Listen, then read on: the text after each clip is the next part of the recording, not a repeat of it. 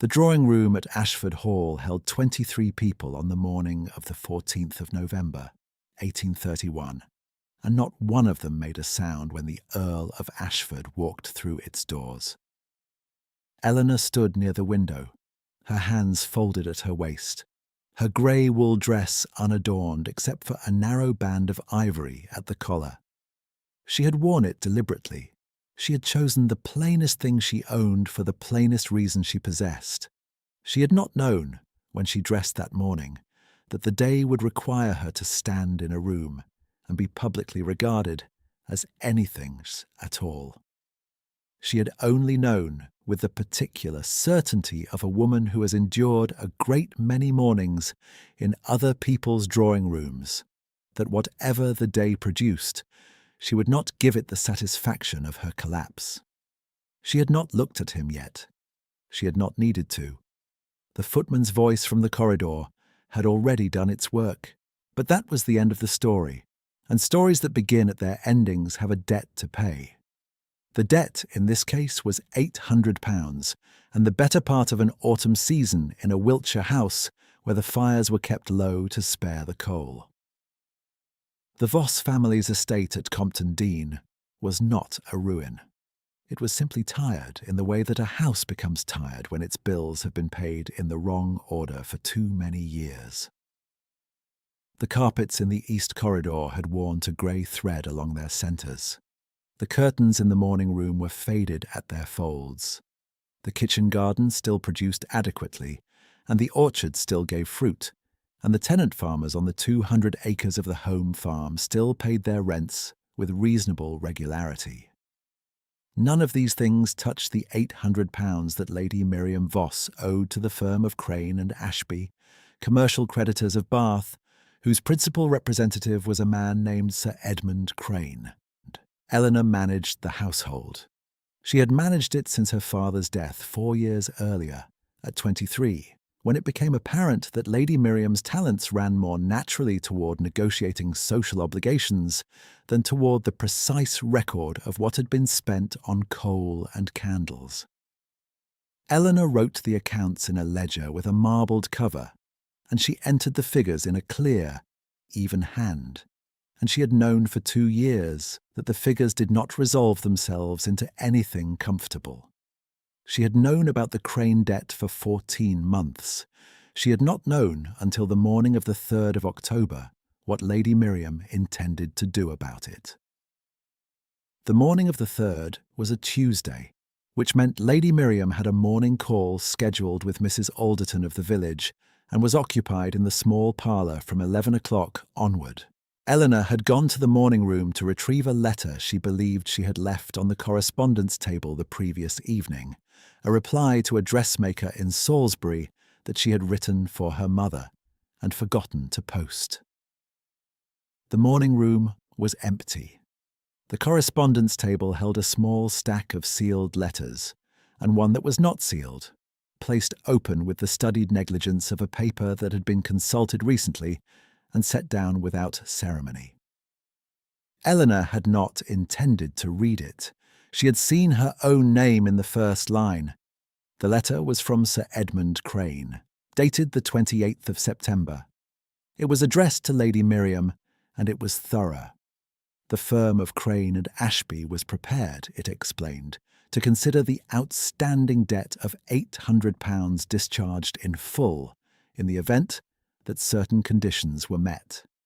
The conditions were enumerated in the clean, clinical prose of a man who was accustomed to reducing persons to arithmetic. The primary condition was the betrothal of Miss Eleanor Voss to Sir Edmund Crane, to be contracted no later than the 1st of December of the current year, with the formal announcement to be made at a gathering of sufficient social witness to constitute a public record.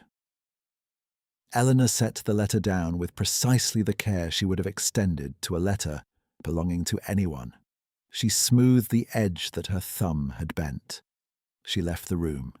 She walked the length of the east corridor without destination and arrived at the library, where she sat in the chair nearest the cold fireplace and spent some time looking at the middle distance. The chair was old, covered in green leather that had cracked at the arms. Her father had sat in it every evening until he could not.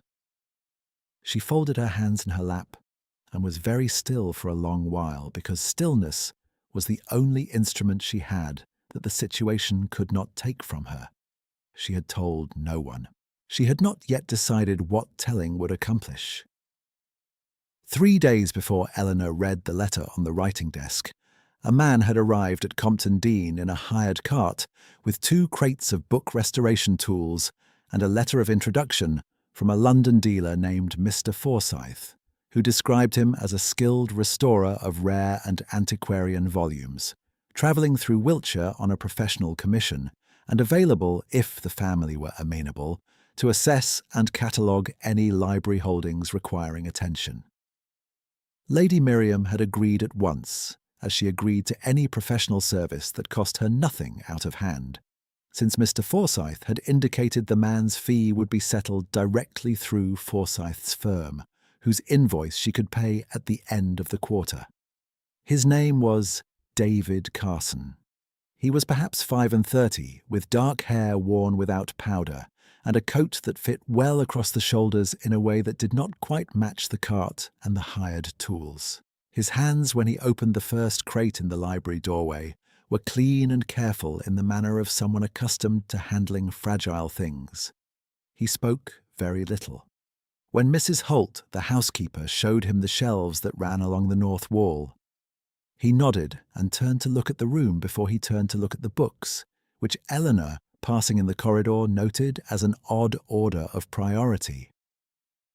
She had brought him a cup of tea on his first morning, because Mrs. Holt had been occupied with the kitchen, and Eleanor had seen the tray sitting cold and undelivered on the hall table.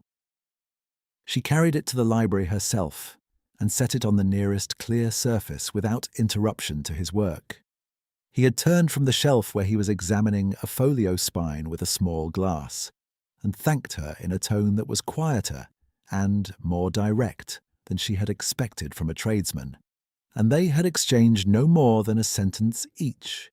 She had asked whether the light was adequate. He had said it was sufficient for the morning and would require a candle by 3 in the afternoon, which she had arranged with Mrs. Holt before she left. That was all. It was not much. It was, Eleanor reflected afterward, the sort of exchange that she extended to everyone in the house who was there to perform a service. The glazier who had come in August, the carpenter the previous spring, the woman from the village who came Tuesdays to press the table linens. She had offered the same attention to each of them. She would have been puzzled to learn that anyone thought it exceptional. Mrs. Holt noticed. Mrs. Holt noticed most things that passed through the house. She was a woman of 50, with grey hair, pinned very precisely under a white cap, and she had served the Voss family for 19 years, and she had an opinion about David Carson that she kept to herself with the ease of long practice. The opinion was not formed on his tools or his letter of introduction. It was formed on the way he paused when he heard Eleanor's voice in the corridor, and the way he did not turn to look, but listened with the particular stillness of a person who is attending to something, rather than simply waiting for it to stop. Mrs. Holt kept her opinion to herself. She brought him the candle at 3 o'clock, as Eleanor had arranged, and watched him work with the quiet approval of someone who recognized the habit of care in another person's hands. The first gift arrived on the 8th of October. It was a small parcel wrapped in brown paper and sealed with plain wax. No crest, addressed to Miss Voss in a hand that was measured and unhurried. Inside the paper, which Eleanor opened in the privacy of her own room, was a book of botanical illustrations published in Edinburgh in 1807, the kind of volume whose price she could not have estimated without feeling the weight of an impropriety. There was no card, there was no name. She rewrapped it with the same brown paper and sealed it with her own wax, and wrote on the outside, in her clearest hand, "Returned with thanks, the name of the recipient being unknown to the sender. Miss E. Voss, Compton Dean." She gave it to the footman Thomas with instructions to return it to whatever carrier had delivered it, and she said nothing to her mother. The second arrived 12 days later. It was a length of violet silk, rolled around a card of tissue, the kind of silk that one does not encounter in Wiltshire without a connection to London. Eleanor rewrapped it without unrolling it beyond the first inch needed to determine what it was, and returned it with the same note in the same hand. The third was a set of engraved music sheets for the pianoforte, Haydn, in a portfolio stamped with a London printer's mark. She returned it. The fourth was a small watercolour of the Chalk Downs, framed in gilded wood, depicting a landscape that might have been seen from the east lawn of Compton Dean on a clear morning. She held this one longer than the others. The perspective in the painting was exact. Whoever had made it or chosen it had stood in a specific place on a specific morning and observed the view with sufficient care to reproduce it at a scale that fit her mantelpiece precisely. She noted that. She returned it all the same. In the library, David Carson worked through October with the methodical patience of a man with nothing to press him but the quality of the work. He had progressed from the north wall to the central shelves, cataloguing each volume in a leather notebook with a system of his own devising. And Eleanor had taken to spending an hour in the library on most afternoons, ostensibly to answer correspondence at the small writing table near the window. The light was good there. She had always answered correspondence at that table. It was not a new habit. She found that she answered her correspondence more slowly in October than she had in previous months, owing to the fact that a question occasionally surfaced in her mind about a title she could see from where she sat, and she would ask it, and he would answer it, and the afternoon would proceed. He had a way of speaking about old books that was not the enthusiasm of a man performing knowledge for an audience. He spoke as someone who had lived with the things he was describing and had formed opinions about them in solitude. He said, on the afternoon of the 20th, that the Voss Library contained 3 volumes of greater rarity than anything he had encountered in a private collection outside of Oxford, and he named them without ceremony. And when Eleanor asked how he had come to know that, he paused for a moment and said that he had spent time in a number of private libraries and had arrived at comparisons by accumulation rather than by design. She had the sense, not for the first time, that this was a man accustomed to having access to things that required a particular kind of invitation. She did not pursue it. Lady Miriam had not yet announced the betrothal to Eleanor directly. She was building toward it in the way she approached all unpleasant necessities, by establishing conditions that would make the announcement seem, once it arrived, like a rational conclusion to a conversation that had been progressing for some time. She had mentioned Sir Edmund's name at dinner twice in October. She had praised the arrangement of the Crane family's bathhouse, which she had visited the previous spring. She had observed, with the gentle imprecision of a woman who has rehearsed the indirection, that a lady of Eleanor's situation and prospects would find her sphere considerably improved by a connection to a family of commercial solidity and social position. Eleanor had received each remark with the same courteous attention she gave to everything her mother said. She had asked no questions. She had confirmed nothing. The morning room was still the morning room. The letter had not moved. She had not looked at it again. On the afternoon of the 5th of November, Eleanor was returning from the kitchen garden with a small basket of late parsley when she heard her mother's voice through the library door. Not the door proper, which was closed, but the narrow gap at the hinge side where the frame had swollen in the autumn damp, and the door never quite sat flush. Lady Miriam was speaking to someone. Eleanor slowed without intending to, because the first words she heard contained her name.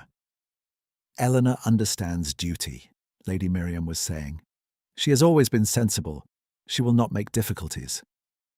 A pause. Then a man's voice, lower, a voice Eleanor did not recognize. I should hope not, my lady. The terms are set. I have been patient with the timeline. You will have your answer before the month ends, her mother said. I intend to announce the arrangement at Mrs. Alderton's gathering on the 16th. That will serve as the public record Crane requires. The voice in the library was Sir Edmund's. Eleanor had met him once, briefly, at a Bath assembly the previous winter. She had not liked him. She had not had sufficient acquaintance to form that opinion she had thought at the time, and had set the dislike aside as uncharitable. She was less inclined to charity on the 5th of November, with the cold parsley stems in her hand, and the brass knob of the library door 2 feet from her face. She walked on. She carried the parsley to Mrs. Holt in the kitchen, and set the basket on the table, and asked whether the fire in her sitting room had been lit yet, because the afternoon had turned cold. Mrs. Holt looked at her for a moment before answering. The housekeeper had a way of looking that was the opposite of intrusion, as though she were simply verifying that the person in front of her was the person she expected, and having verified it, she was content. I'll see to it directly, Miss Eleanor, she said, and said nothing more. Eleanor went to her sitting room and sat down and was still again, in the manner she had practiced since October, and she thought about what it meant that her mother had made this arrangement without telling her, without asking her, and was planning to announce it in front of 20 people at Mrs. Alderton's house, as though Eleanor were a parcel that had been dispatched and would arrive at its destination without opinion on the matter. She thought about the £800. She understood the arithmetic. She was the person in the household who performed the arithmetic, and she could not pretend that the arithmetic did not produce, in this instance, a result that was ruinous, and the Crane betrothal something closer to an exit from ruin. She understood it fully. She understood it, and she sat with the weight of it for the whole of the afternoon, and when she went down to dinner she was exactly as composed as she had been that morning, because composure was the only thing she entirely owned. The 5th gift arrived on the 8th of November. It was not like the others.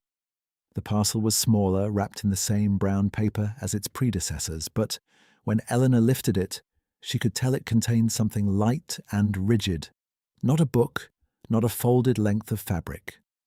She opened it at her writing table with the afternoon light coming in from the south window, and what she found inside was a calling card, cream, with no name printed on it, and placed beneath the card, wrapped in a square of white cotton, a small key made of iron. Old, the kind of key that belonged to a library cabinet or a correspondence box, worn smooth on the bow from years of handling. On the back of the calling card, in the same measured hand as the parcel's address, were 6 words: I should like to be known. She sat for a long time. It was not a declaration. It was not a gift in any conventional sense. She could not return a question. She had returned 4 gifts precisely because they had asked nothing of her, and offered everything, and she had found that a gift offered without a name was a weight she could not in conscience carry, and so she had set each one back down. This one was different. This one was asking, and she had a letter to write, or perhaps she did not, and she sat at the window with the small iron key in her palm, until the light failed, and Mrs. Holt came to bring her a candle and saw the key and said nothing. 3 days later, on the evening of the 11th, David was in the corridor near the library, when Thomas, the footman, came through the baize door from the back stairs carrying a letter on a silver tray, moving quickly in the manner of a man with a task he had not anticipated. He did not look at Eleanor, who was at the writing table just inside the open library door, with a candle lit and the iron key on the cloth beside her ink pot.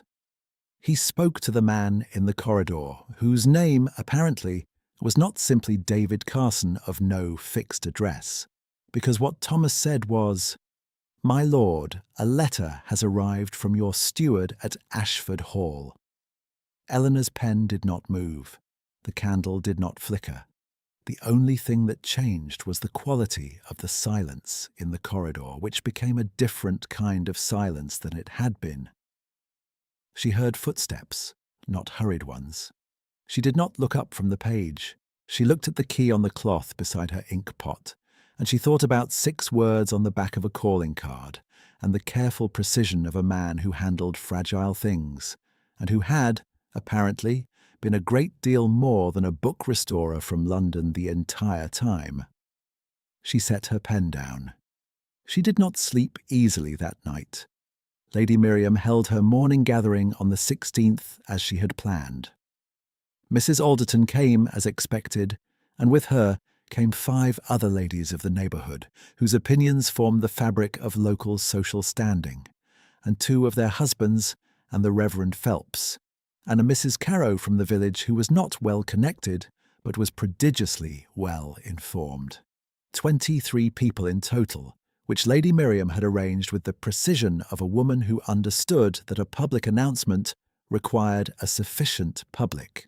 She had ordered the good tea service and the marchpane biscuits from the Bath confectioner, and she had dressed with meticulous care, and she was radiant with the satisfaction of a difficult piece of business about to be concluded elegantly.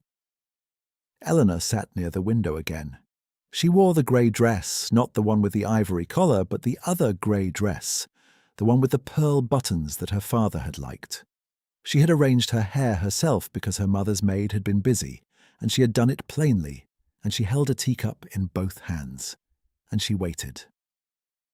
Sir Edmund was present. He had been invited 2 days previously, which Eleanor had not been told, and he had arrived with the punctual confidence of a man who understood that he was the object of the morning's theatre, not merely a guest. He was 43, broad across the chest, with the kind of settled authority that comes from spending decades in rooms where other people needed something from him. He had greeted Eleanor with a bow that contained a degree of ownership she had not consented to and would not.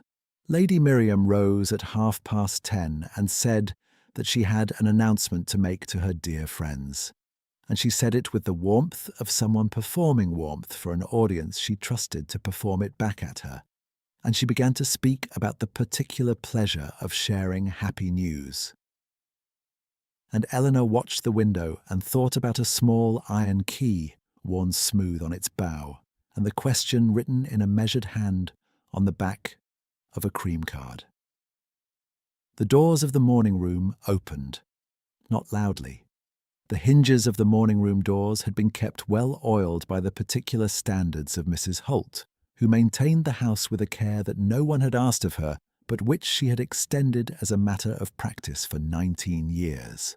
The doors opened quietly and fully, and a man walked through them who was wearing a coat that was not a book restorer's coat, because it was dark blue, superfine, with a collar that sat exactly as it had been made to sit. And beside him was his steward, Mr. Garrett, who had ridden from Ashford Hall in the morning, and whose livery bore a crest that Mrs. Alderton recognised before the rest of the room did, and whose expression communicated the recognition across the room in the space of 4 seconds. David Carson stood in the morning room of Compton Dean. Or rather, he did not stand there, because David Carson was the name on a letter of introduction from a London dealer, and the man in the blue coat was the Earl of Ashford, and his steward, Mr. Garrett, confirmed this by addressing him as "my lord" the moment he stepped through the door, and the correction of his name was not made in his own voice, or by any announcement of his own.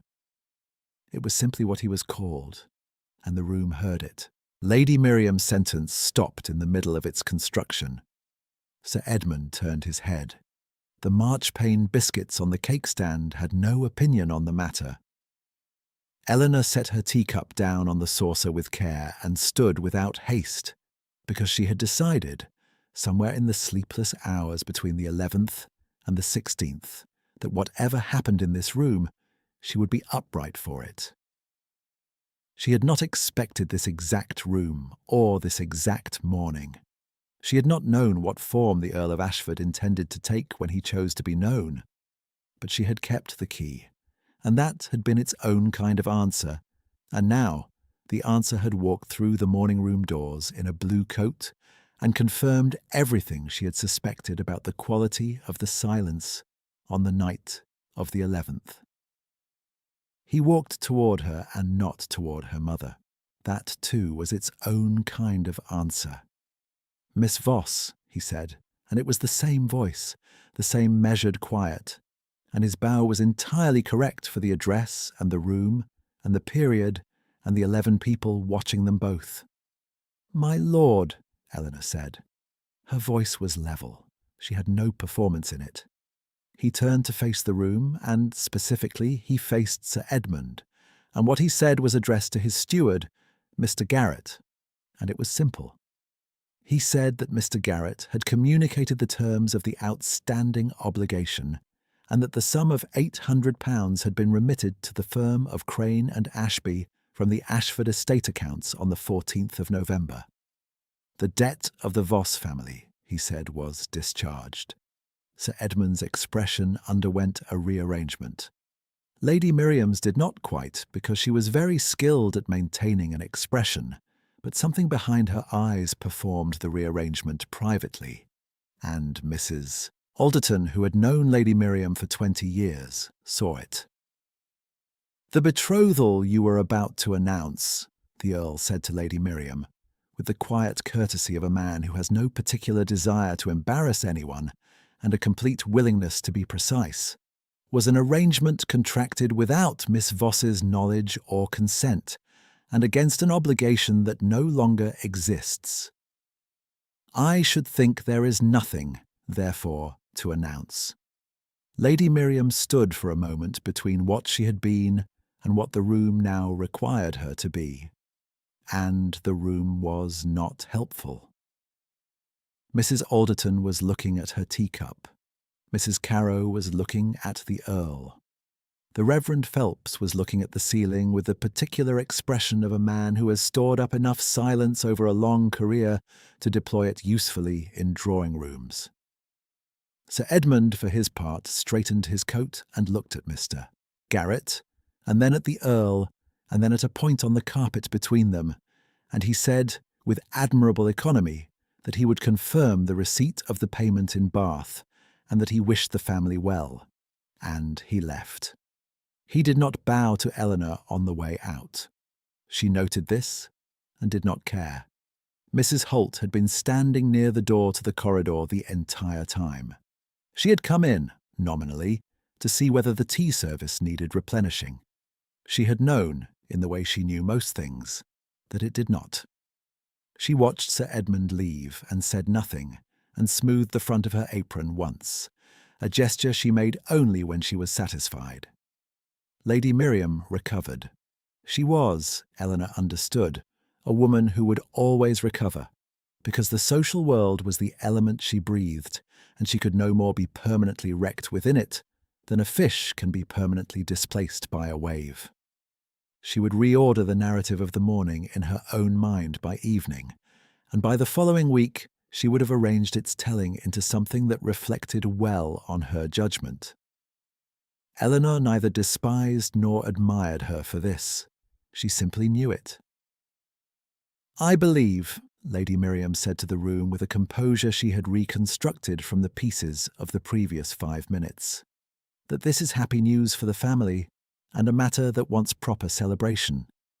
She paused. "At a future occasion." The gathering dissolved shortly after in the polite and hurried manner of a social occasion whose central purpose has been removed and replaced with something no one had prepared remarks for. Mrs. Alderton pressed Eleanor's hand on the way out and said nothing specific, which was the warmest thing she could have said. The Reverend Phelps said something appropriate about Providence. Mrs. Carrow said something to Mrs. Alderton as they went down the front steps that Eleanor could not hear and did not need to. The morning room became quiet. The Earl remained. Lady Miriam, with a skill Eleanor had long respected and occasionally resented, found reasons to be in another part of the house. Eleanor stood at the window she had sat beside all morning and looked at the south lawn, which was brown and frost-nipped in the November light, and the elm at the far end of it that her father had planted when she was 4, and that had grown to a height that could be seen from the road. She heard the Earl cross the room and stand a few feet away from her, not close enough to require acknowledgement, close enough to be present. "The gifts," she said, not as a question. "Were poorly conceived," he said. "The last one less so, I hope." "I could not return a question," she said. "No," he said. "That was the point." The iron key was in the pocket of her grey dress. She had put it there that morning, not as a decision, but as the thing one does when one has held an object long enough that it becomes part of the habit of a day. She was aware of its weight now, or rather, its absence of weight, the way a small thing that means something makes its presence known through the fact of being carried rather than through the burden of itself. She asked him why the library, why a book restorer of all the available surfaces. He was quiet for a moment, in the way she had come to know meant that he was choosing the right answer rather than the easy one. "I had heard," he said, "that the Voss Library was remarkable for a private collection." That was true. A pause. "I had also heard other things about the household. I preferred to arrive without the disadvantage of being what I am." She understood this. She had thought about it through the sleepless nights, and she understood it completely. And she did not resent it, because it had produced the particular quality of those October afternoons in the library.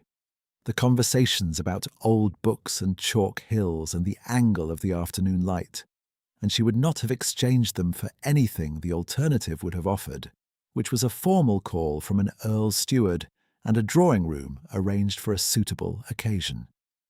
"You saw the watercolour," she said, "from the east lawn." "Early morning," he said. "The light was worth the cold."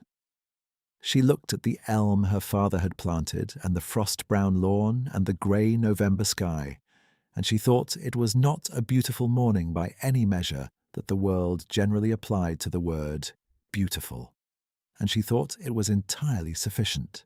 She turned to face him. He was watching her with the steadiness she had first noticed on the afternoon she brought him tea, and he thanked her in a voice too quiet for a tradesman, and she had not pursued the observation. She had been right not to, and right also to hold the key. "You said," she told him, "that you should like to be known." "I did," he said. "I believe," Eleanor said, "that is something that takes longer than a November morning." The corner of his mouth moved. "I am aware," he said, "that I have only an autumn season to recommend me. I intend to be thorough in the remaining weeks." He offered his arm with a formality that was also, unmistakably, the very slight warmth of a man who has decided and is prepared to wait as long as the deciding requires. "There is a library at Ashford Hall that has not been properly catalogued in 30 years. I had thought it might benefit from a second opinion." She looked at his arm. She took it. Mrs. Holt, appearing from the direction of the corridor with no visible reason to be in the morning room at all, saw them cross the threshold together and permitted herself a brief, private expression of satisfaction. She had, she felt, known since the 3rd of October. She had said nothing. She had brought the candle at 3 in the afternoon and arranged for the tea tray and kept the door hinges oiled, and this seemed to her a sufficient contribution to the shape of things. She went to retrieve the good tea service and put it away properly. The library at Ashford Hall was everything a library ought to be, which Eleanor determined on the first morning of December when she stood at its threshold and looked the length of it. 4 walls, floor to ceiling. Oak shelves, old ones, with a particular grain of wood that has been polished by generations of hands reaching past it, for whatever stood at the back. A writing table by the east window with a view of the parkland and the distance of hills that sharpened in December light. A fire already burning in the hearth because Mrs. Whittaker, the Ashford housekeeper, was a woman of thoroughness who had been told to expect a guest. The iron key from the fifth gift fit the lock of the manuscript cabinet in the north alcove. Eleanor had tried it on a Tuesday morning, with the Earl standing a correct distance away, pretending to examine a spine on the adjacent shelf, which had convinced neither of them. The cabinet opened onto 3 shelves of correspondence and estate papers, the kind of accumulated record that a house makes of itself across decades.